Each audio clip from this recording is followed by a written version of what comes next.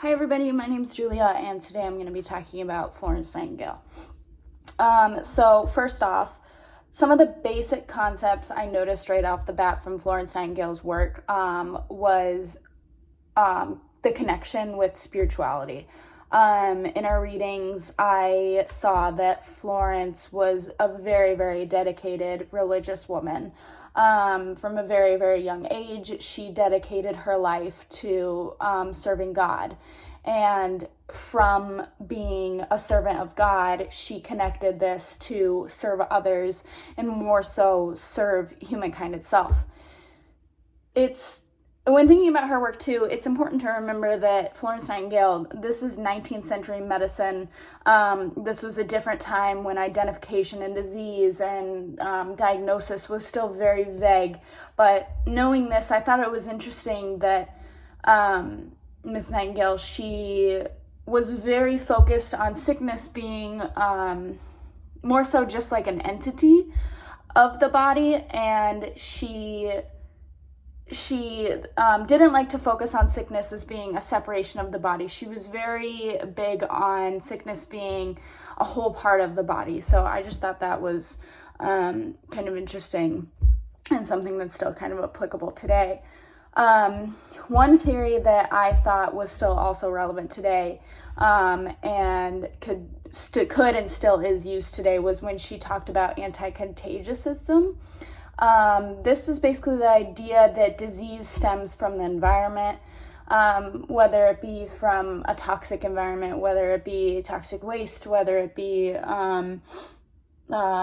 toxicity in the atmosphere.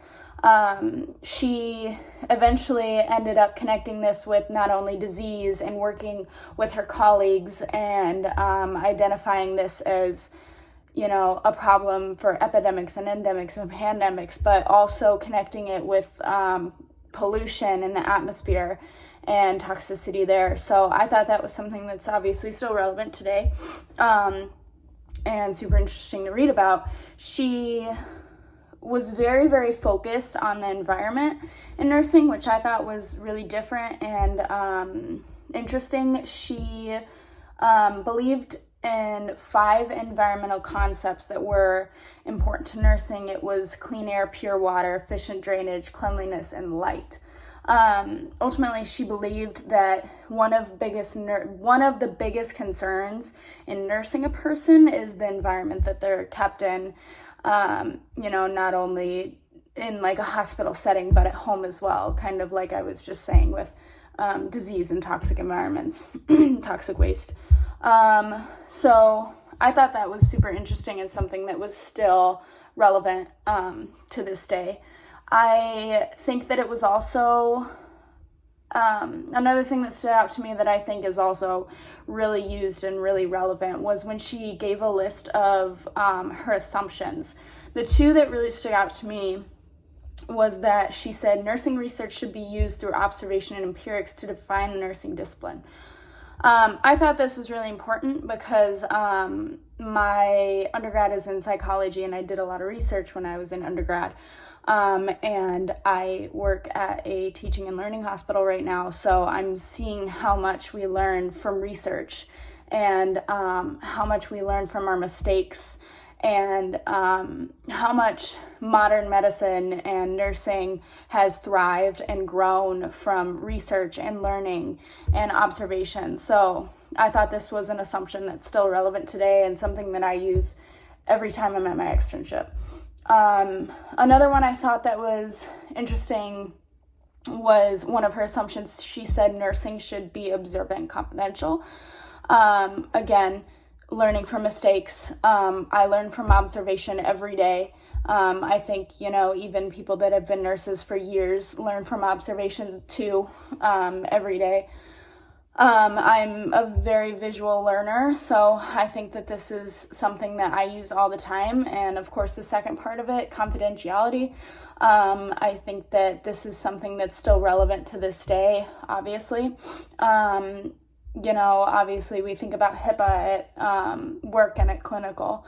and we think about confidentiality and breach of confidentiality, and sometimes it's really, really easy to have a breach of confidentiality, even though we aren't really thinking about it in the moment. So I think this is something that she talked about, years ago, that's still relevant to this day, and that I use constantly. Also, thinking about kind of the non-empirical patterns that we were talking about, the example that I'm using, so I'm using the example of like a personal experience and like a personal pattern.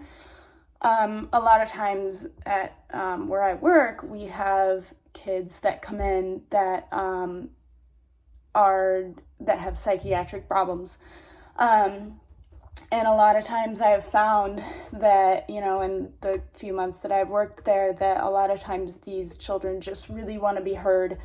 And a lot of times, they don't have support systems or families to help them. So sometimes just being there and listening and, attempting to understand and empathizing with the children and the kids, and even, if it might be difficult at times, especially with, kids that struggle with psychiatric diagnoses on top of other diagnoses, it's really difficult sometimes, but I've found that it really, really helps kids and adults too,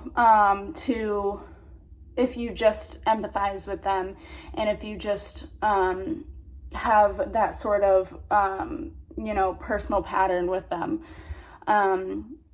So that's kind of the experience I've had with our non-empirical patterns of knowing, like most recently. So yeah, thank you guys for watching.